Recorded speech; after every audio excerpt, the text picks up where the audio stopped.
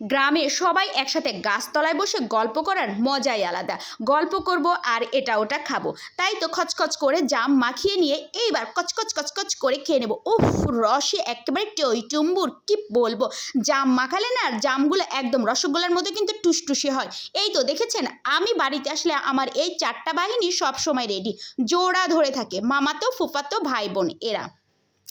তো জাম মাখাটা অসম্ভব লোভনীয় হয়েছে। আমি তো কথা বলছি আর আমার মুখ দিয়ে খালি ঢোক গেলছি।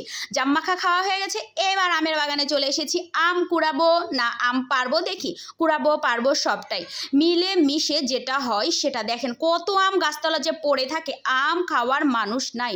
গ্রামের মানুষ এখন সবাই ভদ্র। আমাদের ছোটবেলায় একটু আম কুড়াতাম, এখনকার বাচ্চারা আম কুড়ানো খুব একটা বোঝে না, তাই তো সবাইকে ঠেলে ঠুলে নিয়ে এসেছি। এই তো আমগুলো কিন্তু এখান থেকে কালেকশন করা হয়েছে, আমগুলো সব ঢাকাতে চলে যাবে আর আমরা গ্রামের মানুষ কিছু খাবো, আর আমি কিন্তু খাওয়ার জন্য এসেছি।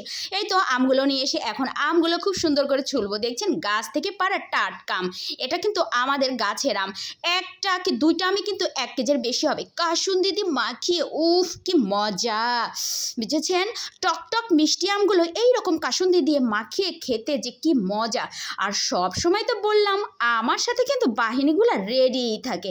আর আমরা গ্রামে আসলে ভাই বোনের বাচ্চা কাচ্চা সকলে আমরা সব সময় একসাথে এই যে মাচা কাঁঠাল গাছের নিচে সব সময় ছোটবেলা থেকেই দেখছি আমাদের বাড়ির মাচা একটা থাকতেই হবে। যত আড্ডা গাছতলায় এই মাচার উপরে বসে থাকবো আর সারাদিন। আমি ইম্পা তো খুব খাই, খেতেই হবে, হয় এটা নাই ওটা নাই সেটা। ছাগলের মতো মুখটা আমার চলতেই থাকে।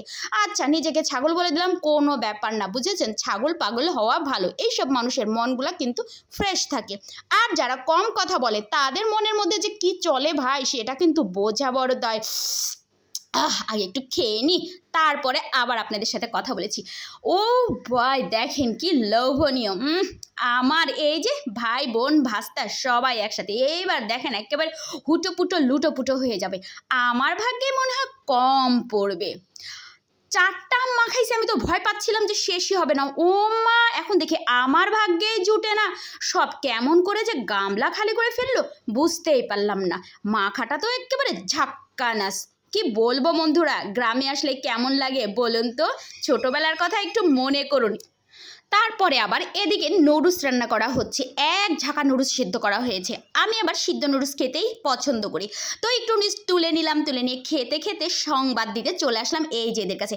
এই চল চল, নুডলস রান্না করা হচ্ছে, দাঁড়ায় আছিস কেন?